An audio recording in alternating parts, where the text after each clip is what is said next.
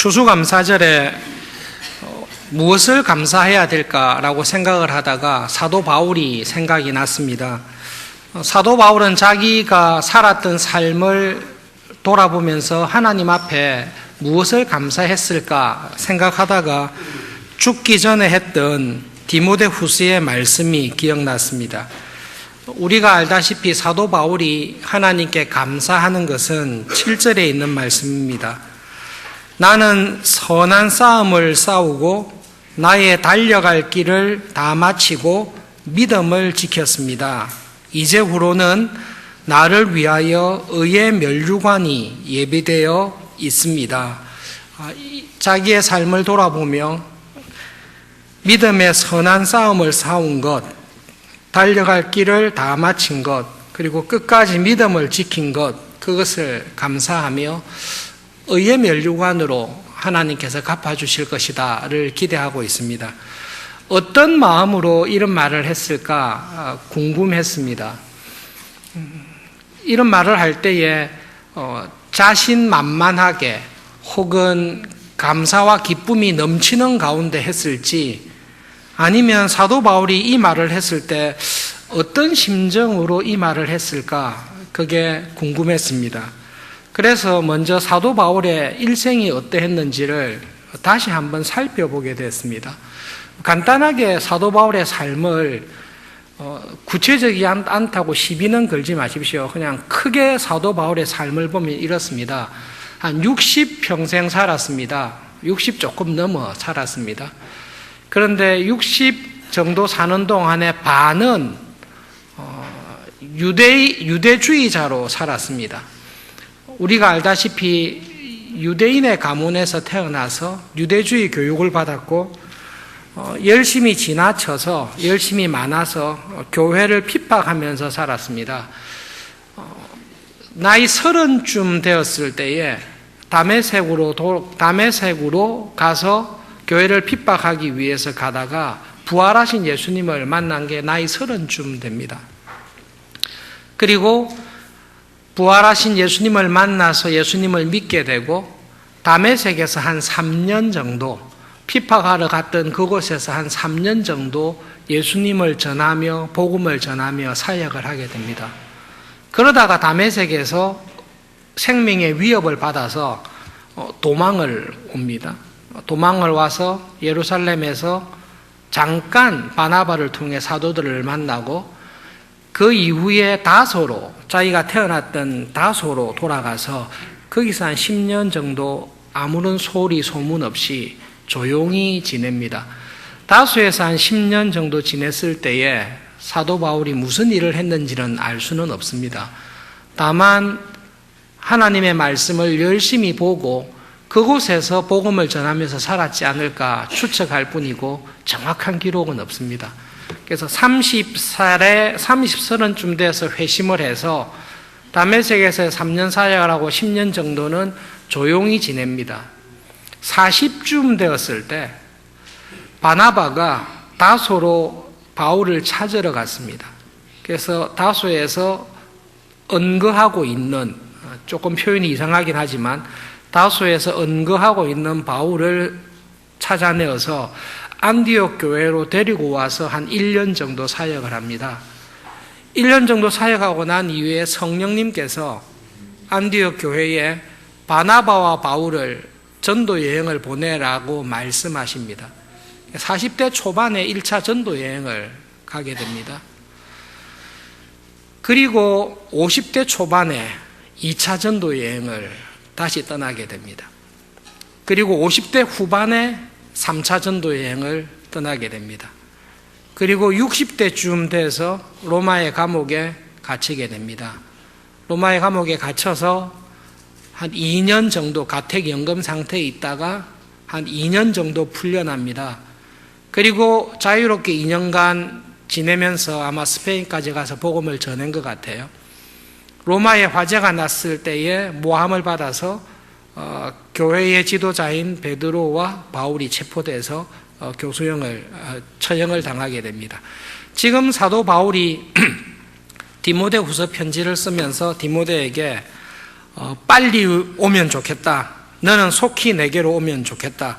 그리고 나에게 올 때에 가보의 집에 맡겨둔 내 겉옷을 좀 가지고 오면 좋겠다. 날이 많이 추워서 추위가 견디기가 쉽지 않으니까 겉옷을 가지고 오면 좋겠고, 그리고 가죽에 기록된 성경을 꼭 가지고 오면 좋겠다. 마지막 편지를 합니다.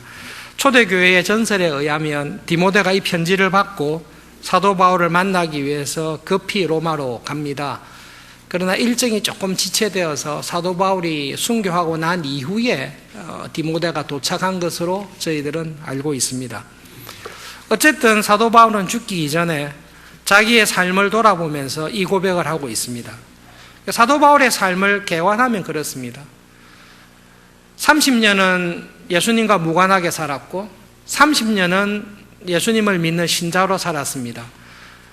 30년 가운데 10년은 그렇게 두드러지게 사역하지는 않았던 것 같습니다. 우리가 알고 있는 사도 바울, 이방인의 사도와 복음 전도자로서의 사도 바울의 삶은 한 20년 정도 됩니다.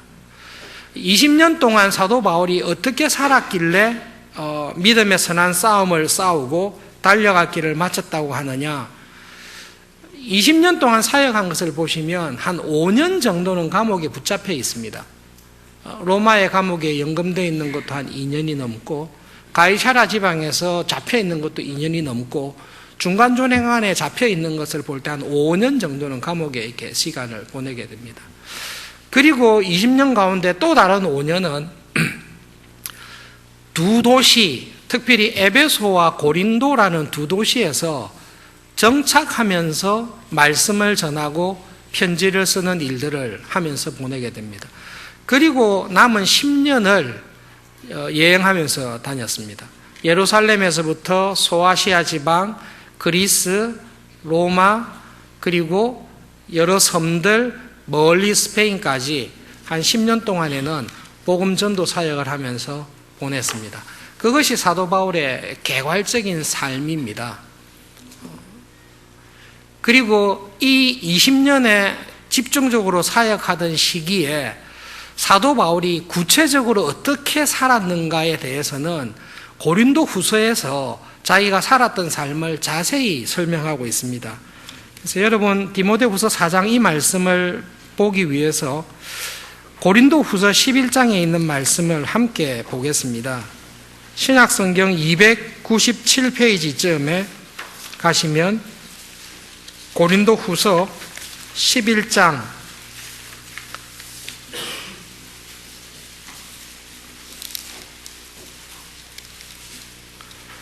22절부터 33절까지 한 절씩 교독하겠습니다. 고린도 후서 11장 22절부터 33절입니다. 그들이 히브리인이냐 나도 그러하며 그들이 이스라엘인이냐 나도 그러하며 그들이 아브라함의 후손이냐 나도 그러하며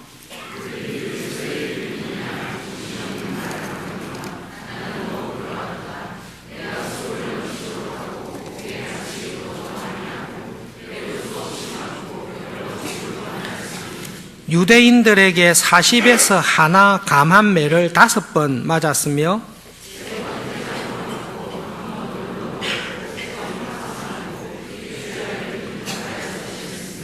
여러 번 여행하면서 강의 위험과 강도의 위험과 동족의 위험과 이방인의 위험과 시내의 위험과 광야의 위험과 바다의 위험과 거짓 형제 중의 위험을 당하고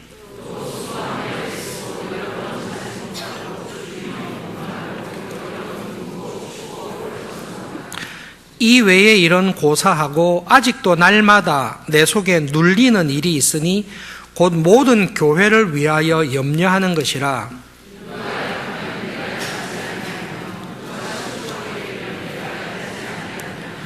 내가 부득불 자랑할진대 내가 약한 것을 자랑하리라.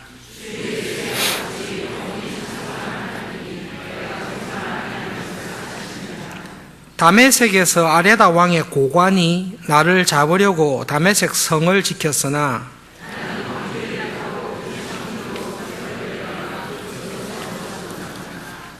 (20년간) 선교사역 교회를 섬기는 일을 하면서 사도 바울이 어떻게 살았는지 잘 기록하고 있습니다.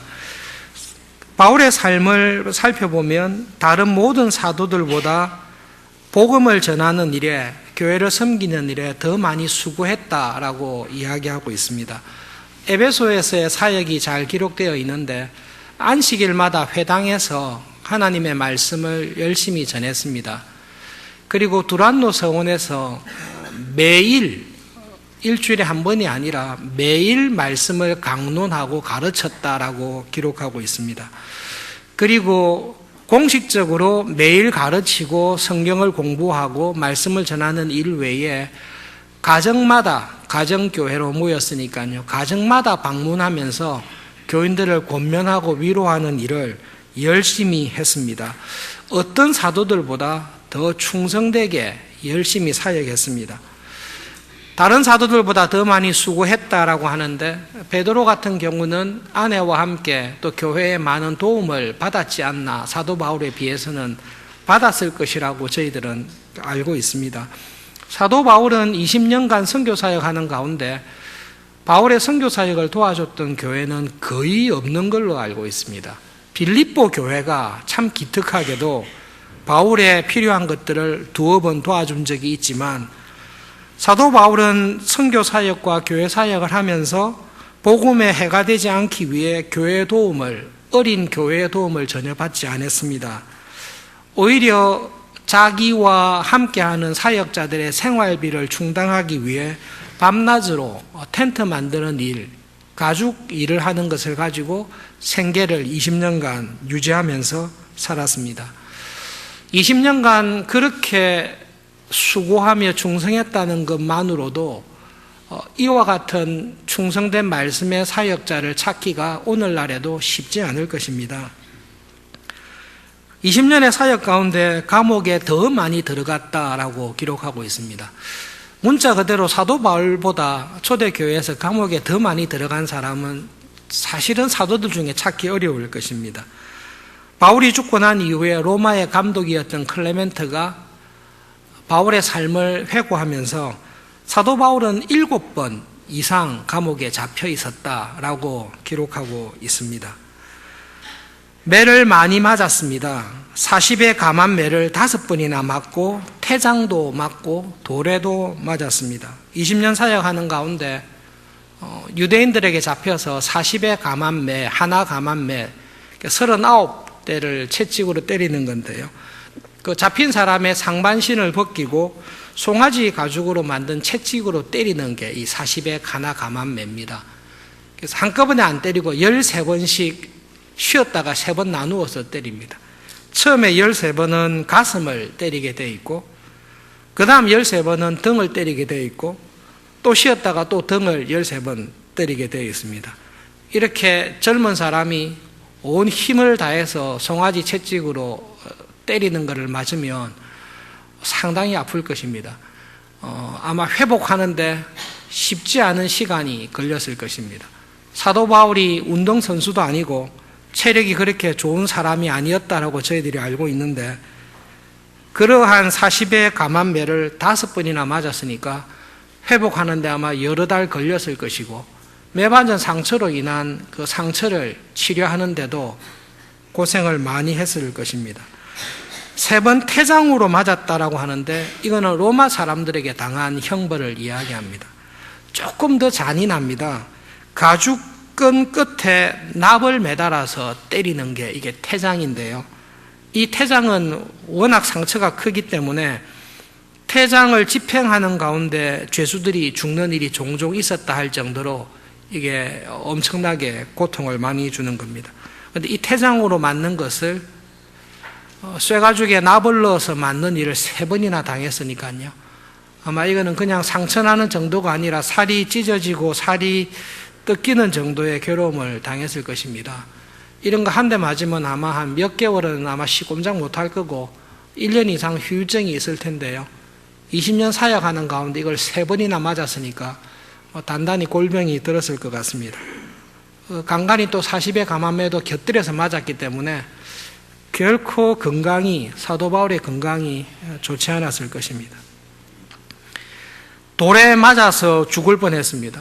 1차 전도 여행 갔을 때 디모데가 살았던 루스드라 지역에서 이 유대주의의 열심인 유대인들에 의해서 돌에 맞아서 죽었습니다.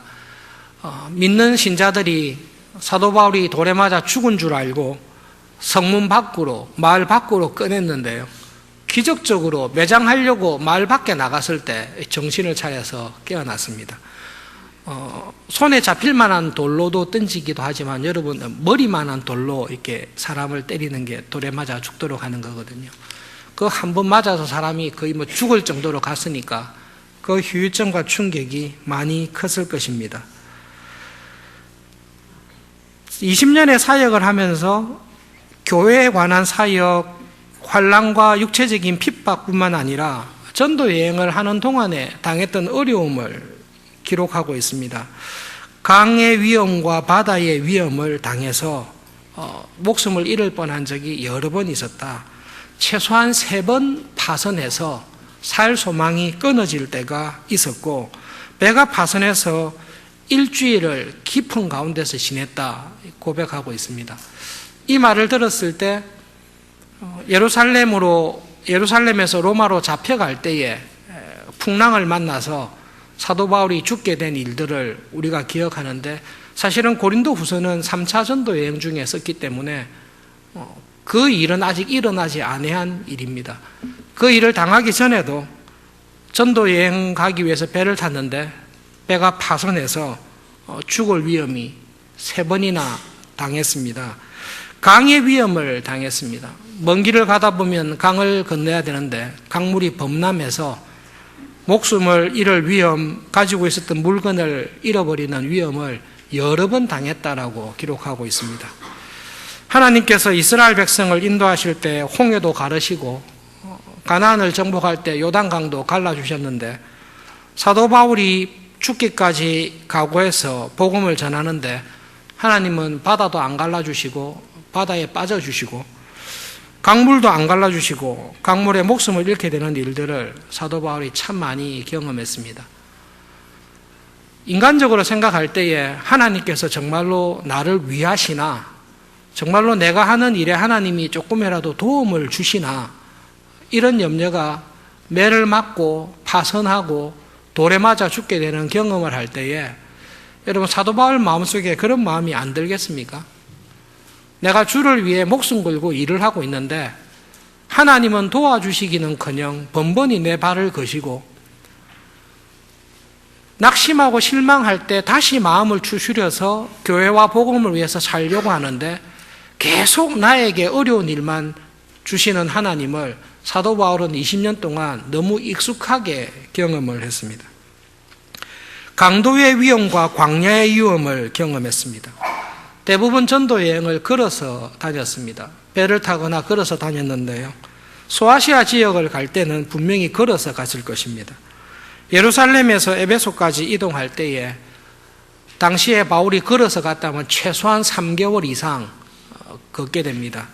산악 지역을 지나고 광야를 지나게 되는데 바울의 고백은 그때 강도들의 위협을 받아서 여러 번 위험했다 고백하고 있습니다. 강도들이 바울의 일행을 보고 복음을 전하는 사람들이군요. 예, 그냥 가십시오. 그렇게 한 게 아니라 잘 만났다, 가신 거 다 내놔라. 강도의 위협을 당하고 생명의 위험을 느낀 적이 여러 번 있었다 고백하고 있습니다. 도시에 들어가서 복음을 전할 때는 동족의 위협과 이방인들의 위협이 항상 함께 있었다. 회당에서 복음을 전하면 열심히 있는 유대인들이 사도 바울 일행을 박해하고 감옥에 넣기도 하고 모함하기도 했습니다. 에베소와 같은 큰 도시에 갔을 때는 아테미, 우상을 섬기는 우상 숭배를 통해 돈을 버는 사람들이 경제적 손실을 미워해서 사도 바울 일행을 부당하게 고소하고 곤란을 당하게 한 일을 우리들이 알고 있습니다. 굳이 에베소뿐만 아니라 전도 여행했던 모든 지역에서 이방인들의 위험과 유대인들의 위험이 사도 바울의 일생에 항상 따라다녔습니다. 더 큰 어려움은 설립한 교회 안에서 당한 어려움입니다. 거짓 형제들의 위험이 있었습니다. 사도 바울이 개척하여 교회가 시작하는데 그 안에 거짓 교사들, 거짓 선생들이 들어와서 시비를 많이 걸었습니다. 사도 바울이 정말 사도냐? 사도라면 예수님 생전에 함께 다녔어야 되는데 다니지 않았지 않느냐? 사도 바울이 전하는 복음은 베드로가 전하는 복음하고 다른 것 같다. 분쟁을 일으키고 사도 바울을 시기했던 거짓 교사와 선생들이 항상 따라다녔습니다. 20년간의 사역을 설명하고 정리하면서 바울이 하는 말은 내가 다른 모든 그리스도인들보다 사역자들보다 수고하고 애썼습니다. 여러 번 잠을 자지 못하고 사역했습니다. 굶주리고 목마르고 여러 번 춥고 헐벗은 가운데 지냈습니다. 기록하고 있습니다. 굶주리고 목마르고 여러 번 굶었다라고 하는데요. 금식하자 이래서 굶은 게 아니라 문자 그대로 가난해서 먹을 것이 없어서 굶주리고 목마르고 굶었던 적이 여러 번 있었다. 오히려 이것이 나에게 익숙했다. 그렇게 하고 있습니다. 춥고 헐벗었다라고 하는데 충분한 옷이 추위를 막아줄 충분한 옷이 없었다. 그래서 디모데에게 여기 상당히 좀 감옥이 추우니까 외투를 좀 가지고 와라. 그런 일들이 여러 번 있었던 것으로 기록하고 있습니다. 20년의 사역을 돌아볼 때에 매 맞고 감옥에 갇히고 이런 것뿐만 아니라 사도 바울이 살았던 삶을 보면 여러분 진짜 한 대 태장을 맞아가지고 거의 죽도록 되면 그 다음에 복음 사역에 다시 들어올 마음이 있겠습니까? 일단 몸이 회복돼야 되는데요. 더 중요한 게 마음이 회복이 돼야 돼요. 마음이 회복이 돼야 되는데 하나님께서 나를 사랑하시고 은혜를 베푸시면 내한테 과연 이러실 수 있나? 이 마음이 회복이 안 되면 이게 어렵습니다. 근데 한두 번 맞은 게 아니라 3번 이상 맞았잖아요. 잊어버릴 것 같으면 또 맞고, 또 잊어버릴 것 같으면 바다에 확 빠져버리고, 또 견디고 나가면 교회 안에서 난리치고, 이런 일을 20년간 당했으니 사도 바울이 살이 안 찌고 머리가 빠졌을 것은 분명한 사실일 것입니다. 그러나 사도 바울이 가장 크게 염려하고 걱정하는 게 있는데 교회를 향한 나의 염려와 근심들이 항상 내 마음을 누른다라고 이야기하고 있습니다. 사도 바울이 세웠던 교회들을 보시면 문제없는 교회가 정말로 뜻밖에도 하나도 없습니다. 갈라디아 교회는 우리가 알다시피 유대인 그리스도인들이 와가지고 난리를 쳐서 할례를 받아야 되냐 말아야 되냐 이 문제를 해결하기 위해 바나바와 함께 예루살렘에 올라가서 예루살렘 공회가 열렸던 것 겨우 진정해 놓았는데 또 베드로가 와서 난리쳐서 어려움이 있었던 것 알고 있습니다.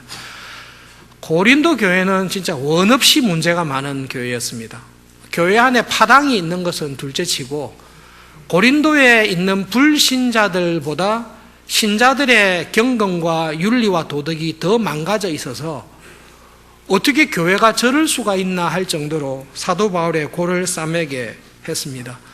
우상의 제물, 우상 숭배하는 문제, 영적인 무지함, 게다가 영적인 교만 이런 것들로 인해서 사도 바울의 마음을 굉장히 상하게 했습니다. 신약 성경에 있는 서신서들 가운데 분량이 제일 많은 편지가 고린도 전후서인데요. 그만큼 사도 바울의 속을 원없이 썩였다라는 뜻입니다. 골로새 교회는 영지주의와 세상의 철학이 들어와서 교인들의 마음을 흔들고 거짓 교사들이 있었습니다. 바울의 마음에 항상 기쁨과 즐거움이 되었던 빌립보 교회도 교회의 지도자들인 두 사람 사이에 경쟁과 시기심으로 문제가 있었던 것을 알고 있습니다. 데살로니가 교회는 설립할 때부터 박해가 많은 지역이었고 데살로니가 교인들이 박해로 인하여서 믿음을 잃어버리지는 않을까. 종말에 관한 그릇된 가르침 때문에 놀고 먹는 교인들이 데살로니가 교회에 있었는데 그것도 바울에게 걱정이 되었습니다. 3년 이상 목회하였던 에베소 교회를 생각할 때 죽기 전에 장로들에게 내가 떠나면 반드시 거짓 선생들이 올 겁니다. 이 에베소라는 지역을 볼 때에 교회를 무너뜨릴 위험 요소들이 너무나 많이 있습니다. 장로님들께서 교회를 굳건하게 지켜주셔야 됩니다. 특별히 불러서 간청해야 될 정도로 사도 바울이 세웠던 모든 교회들은 문제를 가지고 있었고 그 문제들이 20년 내내 사도 바울의 마음을 힘들게 했다 기록하고 있습니다. 그래서 고린도 후서에서 3차 전도 여행 중에 썼던 이 편지를 보면서 조금 넓게 생각해서 20년간 하나님의 사도로 귀하게 쓰임받고 살았는데 이 삶을 마치면서 하나님 앞에 자랑할 게 무엇이 있습니까? 올 한 해를 마치면서 돌아보면 하나님 앞에 자랑할 게 무엇이 있습니까? 물었을 때 사도 바울이 자랑하는 것은 다메섹에서의 사건을 자랑하고 있습니다. 사실 이거는 자랑이 아니라 부끄러운 일인데 부끄러운 일을 자랑하고 있습니다. 다메섹으로 가던 길에 부활하신 예수님을 만나서 다메섹에서 3년 정도 복음을 전하며 사역을 했습니다. 그 안에 있던 유대인들이 사도 바울을 죽여야 되겠다. 저 사람이 계속 저렇게 전하면 위험하다 해서 죽이려고 하는 일이 벌어졌습니다. 성문을 딱 지키고 사도 바울을 잡아서 없애야 되겠다라고 하고 있을 때에 야밤에 광주리를 타고 야반 도주에서 목숨을 건진 일이 다메섹에서 있습니다. 그것을 자랑하려면 자랑한다라고 이야기하고 있습니다. 절대로 자랑할 일이 아닙니다. 지금으로 설명하면 처음 목회지에 가서 목회를 하는데 목회를 그렇게 성공하지도 못했어요. 그런데 생명이 위태롭게 되었습니다. 그렇게 돼서 목회하던 것을 첫 목회지를 포기하고 목숨을 부지하기 위해서 형제들의 도움을 받아서 야반 도주한 것이다. 자랑입니까? 나의 연약함을 자랑합니다. 그렇게 이야기하고 있습니다. 정확하게 말하면 나의 연약함과 부끄러움과 용기 없음을 고백합니다. 이렇게 해야 됩니다. 사도 바울이 자기의 사역을 보면서 그렇게 자기의 연약함을 자랑하고 있습니다. 사도 바울이 믿음 안에서 살았던 이 일생을 돌아보면서 여러분 이런 배경 하에서 디모데후서 4장에서 이 말을 하고 있는 것입니다. 잠깐만 그려보십시오. 30에 예수님을 믿고 40부터 복음사역을 본격적으로 했는데 40살부터 60살까지 20년간 살아왔던 삶이 방금 읽었던 내용입니다. 5년 이상 감옥에 잡혀 있었고 그래도 안정적으로 사역한 것은 에베소와 고린도 교회고 나머지 10년은 계속 돌아다녔는데요. 돌아다니면서 자기가 경험했던 이 모든 일들이 다 이와 같습니다. 그리고 지금 마지막 순간에 감옥에 다시 잡혀와 있습니다. 그러면서 자기의 일생을 돌아보면서 하나님께 감사의 고백을 하고 있는데 이렇게 하고 있습니다. 나는 하나님께 감사합니다. 내가 선한 싸움을 포기하지 않고 싸우게 된 것. 사도로서 부름받아서 내가 달려가야 될 길을 포기하지 않고 이 길에서 도망가지 않고 내가 싸워야 될 싸움, 내가 달려가야 될 이 길을 끝까지 달려올 수 있게 된 것. 그리고 이 모든 20년의 여정과 고난과 환난과 박해 속에서도 하나님을 향한 나의 믿음, 예수님을 향한 나의 믿음을 포기하거나 버리지 아니하고 이 믿음을 지키게 온 것, 이것이 나에게는 감사합니다. 그거를 고백하고 있습니다. 나는 선한 싸움을 잘 싸웠어요. 나는 달리기를 아주 잘했어요. 나는 믿음을 굳세게 지켰습니다. 이렇게 과시하거나 자랑하고 있지 않습니다. 바울의 삶을 가만히 들여다보시고 지금 감옥에 갇혀서 하는 이 말을 보면 정말로 내가 이 싸움을 포기하고 싶을 때가 너무나 많았다. 나의 결심과 나의 경건으로 이 싸움을 도무지 끝까지 갈 수가 없었는데 그 견딜 수 없는 고난과 환난과 어려움 속에서도 이 싸움을, 이 소명을 포기하지 않도록 하나님께서 붙잡아 주신 것, 그거로 인하여 나의 달려갈 길을 끝까지 달려올 수 있게 된 것이 나는 정말로 감사합니다. 내가 믿음을 지켰다, 이게 자랑이 아니라 하나님께서 은혜로 나의 믿음을 붙잡아 주지 않았으면 나는 벌써 믿음에서 파선할 수밖에 없었다.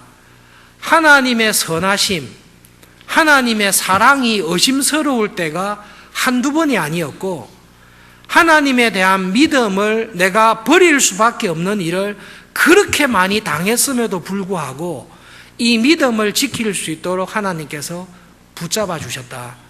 그것이 나는 감사하다. 바울은 자기의 인생을 돌아보면서 그것을 감사하고 있습니다. 혹시 우리들이 바울에게 이렇게 물을 수 있습니다. 왜 그렇게 말씀하십니까? 당신 같은 사도는 없습니다. 당신보다 더 많은 교회를 개척한 사도가 없습니다.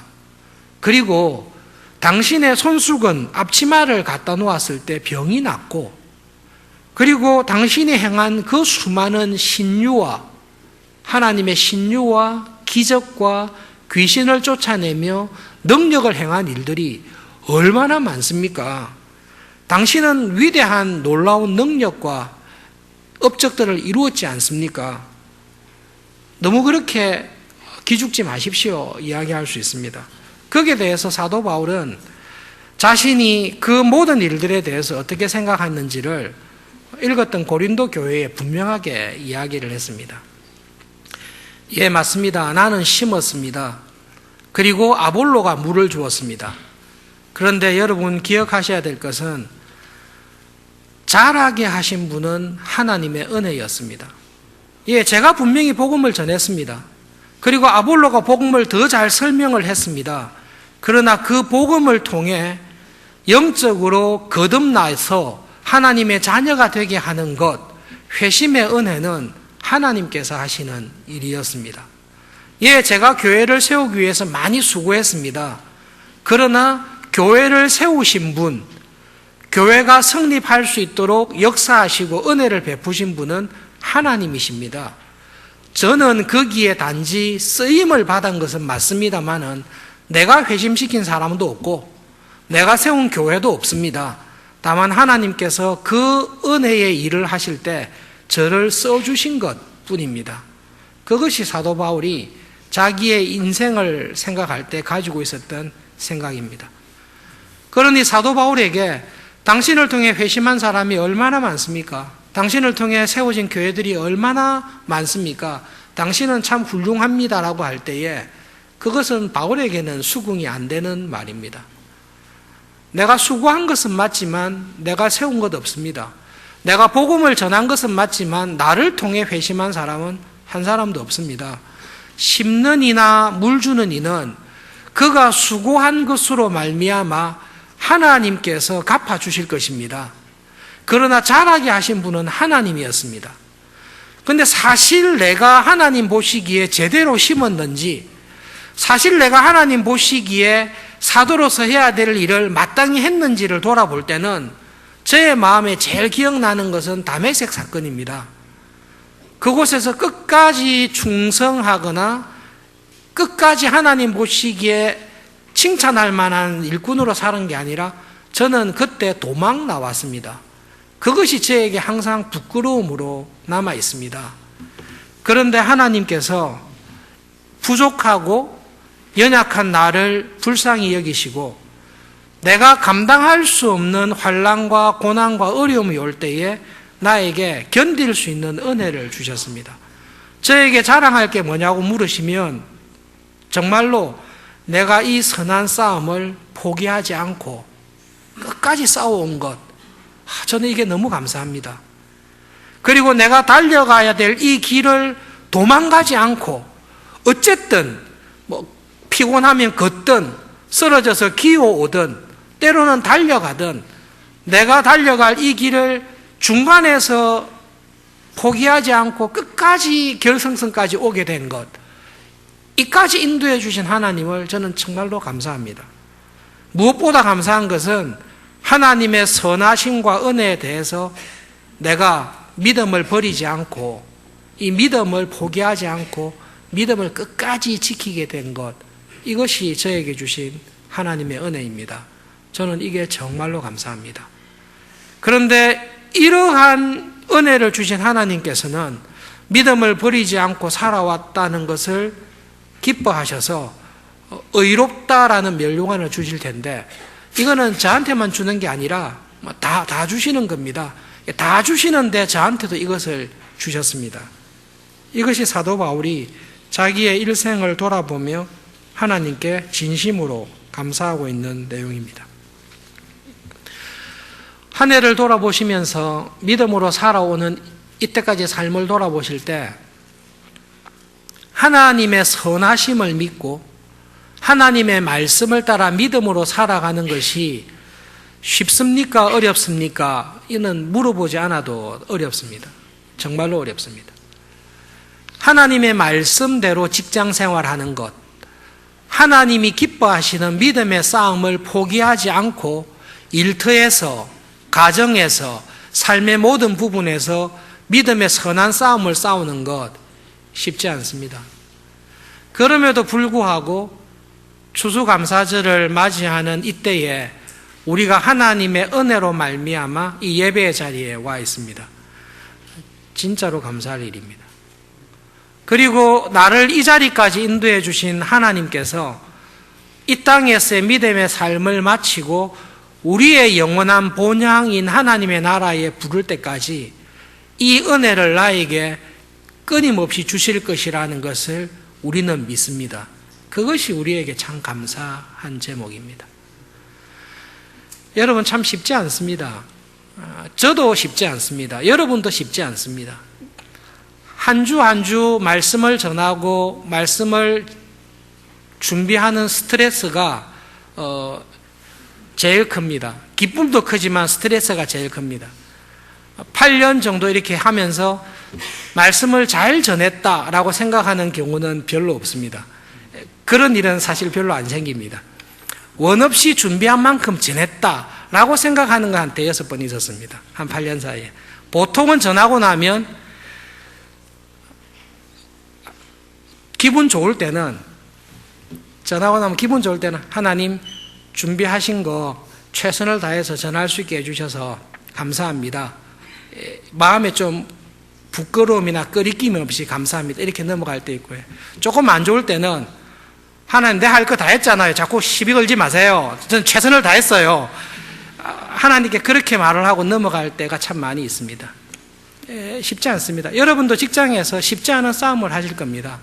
하루를 마치고 한 주를 마치고 돌아봤을 때 하나님, 그래도 저는 직장과 내 일터에서 믿음의 선한 싸움을 내 나름대로 싸웠습니다. 자꾸 저를 잡지 마세요. 저로서는 최선을 다했습니다. 그렇게 말할 수밖에 없을 때가 참 많이 있습니다. 그래서 사도 바울이 정말로 자랑할 게 뭐냐 물으면, 나 그 도망간 거다. 내가 한 거는 도망간 것밖에 없는데 하나님께서 붙잡아 주셨다. 그것이 남을 수밖에 없을 때가 들어 있습니다.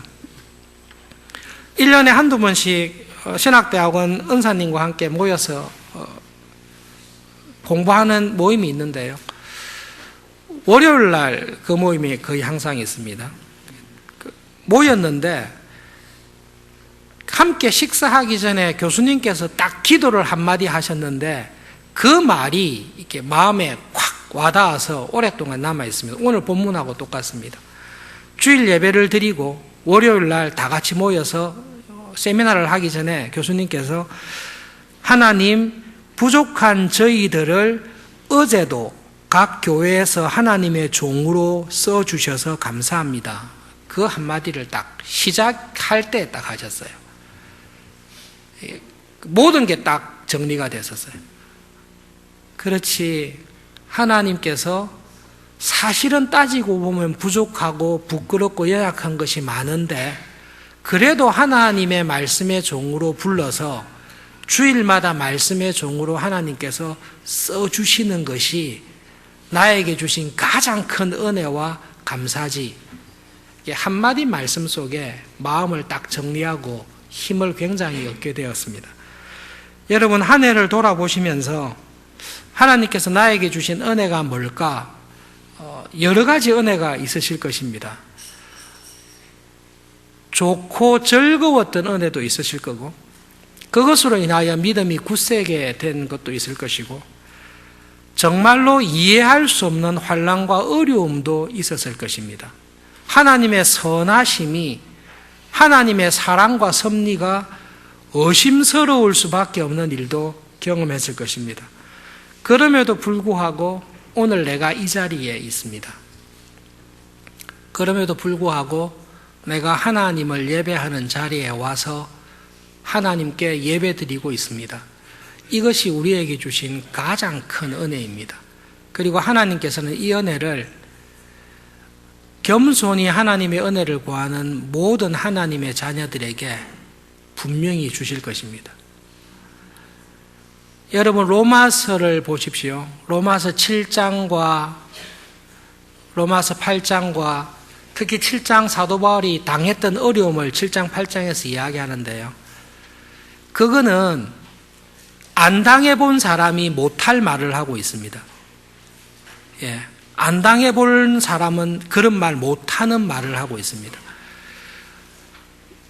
고린도후서에 나와 있었던 그 모든 사도 바울에게 있었던 환난과 고통의 10분의 1만 우리에게 왔어도 우리는 벌써 믿음에서 파선하거나 달려갈 싸움을 포기하거나 달려갈 길을 저버릴 위험이 우리에게 분명히 있습니다. 그런데 그 모든 과정을 통해 사도 바울이 뭘 고백하는가 하면, 우리가 알거니와 하나님을 사랑하는 자, 하나님께서 그 뜻대로 부르신 자에게 일어난 모든 일들이 합력하여 선을 이루게 될 줄을 우리는 믿습니다. 하나님의 사랑, 그리스도 예수 안에서 드러난 하나님의 사랑은 환난이나 공고나 핍박이나 기근이나 심지어 나를 죽게 하는 칼조차도 그리스도 예수 안에 있는 하나님의 사랑에서 나를 끊을 수 없습니다. 그 사랑으로 하나님께서 나를 붙잡아 주십니다. 그 결과 믿음의 선한 싸움을 포기하지 않고 싸울 수 있었습니다. 달려갈 길을 끝까지 달려갈 수 있는 은혜를 주셨습니다. 감옥에 있는 지금도 나의 믿음을 굳게 붙잡아 주시고 계십니다. 이런 은혜를 주신 하나님께 감사합니다. 여러분, 살아가는 날 동안 이런 하나님을 향한 믿음과 감사가 좋은 열매를 맺으실 수 있기를 바랍니다. 기도하겠습니다. 사도 바울이 자기의 지나온 20년의 치열한 삶을 돌아보면서 하나님 감사합니다. 내가 이 믿음의 선한 싸움을 포기하지 않고 끝까지 이 싸움을, 영적인 싸움을 할 수 있도록 붙잡아 주신 것 감사합니다. 하나님 은혜를 감사합니다. 내가 부름받아서 신자로서 살아가야 될 이 믿음의 경주를 중간에서 포기하거나 딴 길로 가지 않고 이 믿음의 경주를 끝까지 할 수 있도록 날마다 은혜 주셔서 감사합니다. 하나님 감사합니다. 하나님의 선하심은 보이지 않고 하나님이 나를 위하시는지 나를 괴롭게 하시는지 이해할 수 없는 환난과 고통에 있을 때에 나의 믿음이 파선하지 아니하고 이해할 수 없는 하나님의 섭리와 지혜를 믿으며 믿음을 끝까지 지키게 해주신 것 감사합니다. 지금 내가 처해 있는 상황이 기뻐하거나 즐거워할 만한 상황이 아니지만 하나님, 그러나 하나님께서 이해할 수 없는 은혜로 십자가의 사랑으로 나를 붙들고 있는 것 믿고 감사합니다. 사도 바울이 이 믿음과 감사로 넉넉하게 이기며 살아갔듯이 저희들의 남은 삶도 그와 같게 될 줄을 믿습니다. 예수님의 이름으로 감사하며 기도합니다. 아멘.